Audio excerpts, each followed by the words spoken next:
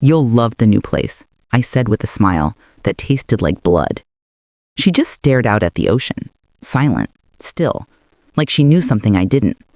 And for a moment, I swore I saw her blink away a tear, or maybe it was just the sea breeze. The wheels of her chair creaked softly as I pushed her out onto the old porch.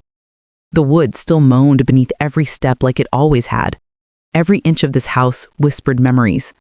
The smell of the salt air, the distant cry of gulls, the low hum of the tide coming in, all of it clung to the skin like nostalgia and guilt. Mom looked small in her robe, fragile in the way people only get when you've watched time steal them piece by piece. But here, in this light, with the sky painted in orange streaks, she looked almost eternal. This porch was her church, and the ocean was her religion. Tomorrow she wouldn't be here. Tomorrow the movers would come. Tomorrow we'd take her to the care villa, and this house, her house, would belong to someone else. Sold. Gone. Like none of it ever mattered. I hated myself for it. I sat beside her pretending this was just another evening, like I wasn't about to rip her entire world away in less than 24 hours. "Mom," I whispered, my throat tightening, "do you remember what we used to call this hour?" She didn't answer. Her hands rested in her lap like porcelain. Still, cold. "Golden hour," I said for her. "You always said it made the ocean look like it was on fire." She smiled faintly. Maybe she remembered. Maybe she didn't. But I did. I remembered everything.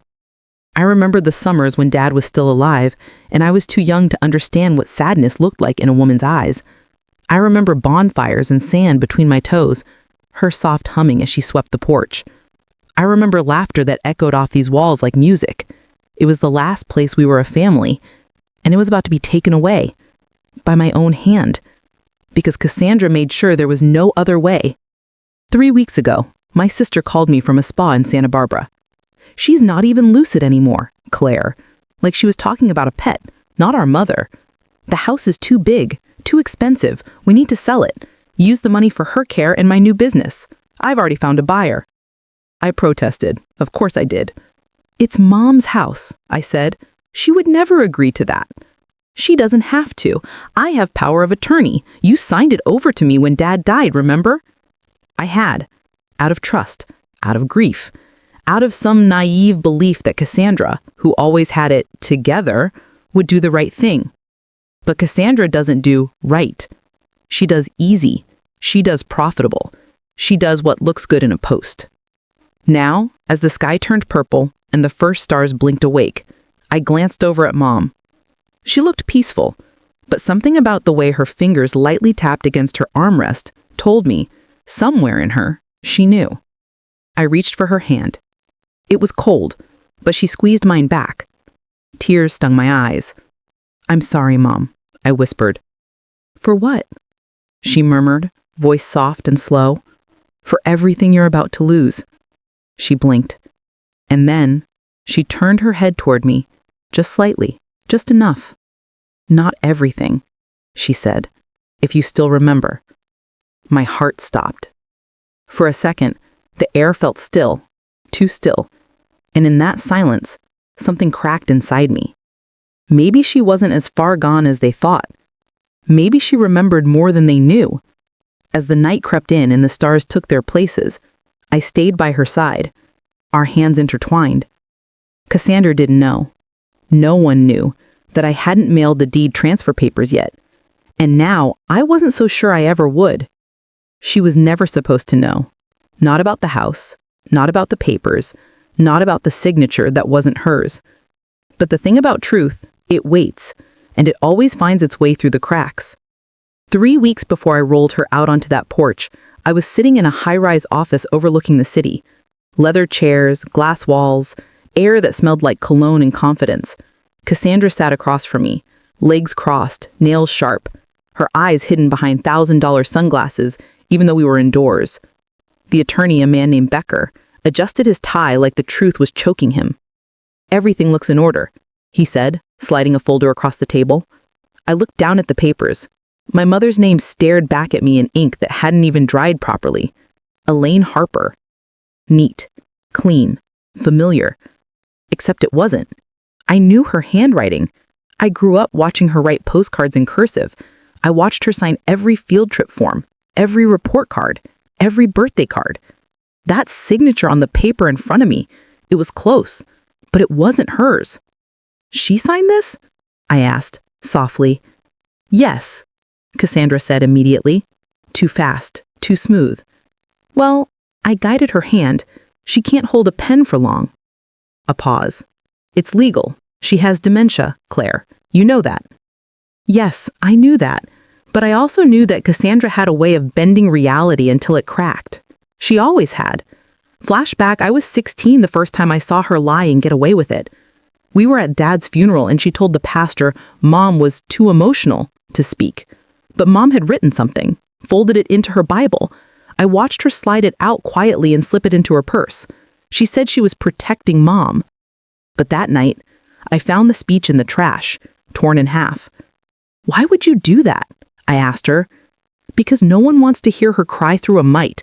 This family doesn't need a scene. It needs a spine. She always called her cruelty care. And I always swallowed it because I thought maybe that's what love looked like in broken families. Now she was again, pushing paper across the table, smiling through lies. The buyers are ready, she said. We'll move her to the villa by the end of the month. You'll help me pack, right? My throat tightened.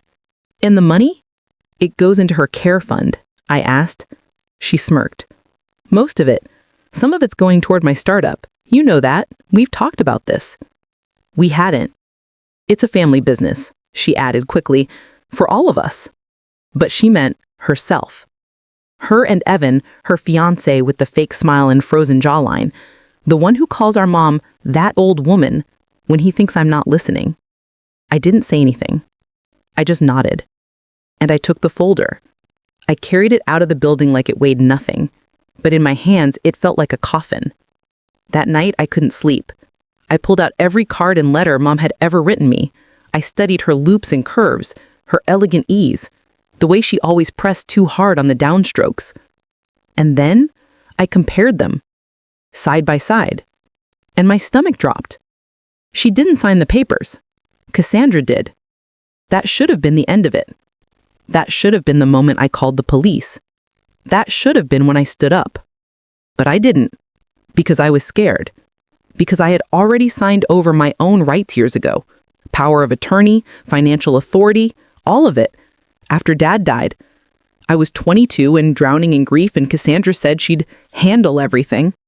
So she did. Everything, including Mom. Now I stood at the edge of betrayal with no idea what to do. So I waited. I watched. I followed Cassandra's every move for 2 more weeks. I took notes, screenshots, audio. Because if I couldn't stop her legally, I'd stop her loudly. The next morning, Mom looked up at me over her cereal, and for the first time in weeks, her eyes were crystal clear. Don't let her take this house, she said suddenly. I froze. What? Cassandra, she's trying to sell it. Don't let her. I dropped the spoon in my hand. Mom, you remember? She didn't answer. She just went back to eating like nothing happened. But she remembered. She knew. And now I had a reason to fight. And more importantly, I had proof. I thought I was protecting her. Back then, when everything shattered, I thought silence was love. But silence has teeth, and mine has left scars on both of us. Before the beach house, before the power of attorney, before the fake signature, there was the funeral. Dad died on a Tuesday, sudden, a heart attack in the middle of the night.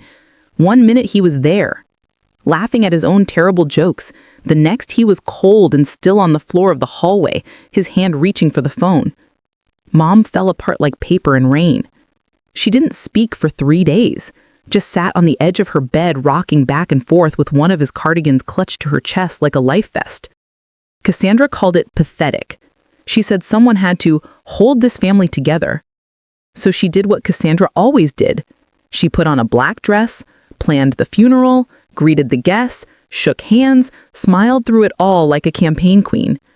And I watched her take control of everything. But what people don't know is that in the weeks before he died, Dad wrote Mom a series of letters, 7 in total, one for every day of the week after he was gone. He told me about them in secret, called it his last love story. Give them to her after the service, all right, kiddo. Don't forget. I didn't forget. But Cassandra, she found them first. It was the morning after the funeral. I went to look for them in his desk drawer, and they were gone. Where are Dad's letters? I asked. Cassandra didn't even flinch. She doesn't need those. You saw her, she can barely breathe. You want to drown her in grief again? He wrote them for her. He didn't know what she'd become. She's weak, Claire. Soft. She needs structure, not more emotion. I stood there in silence. Because part of me, a part I still hate, believed her. So I said nothing,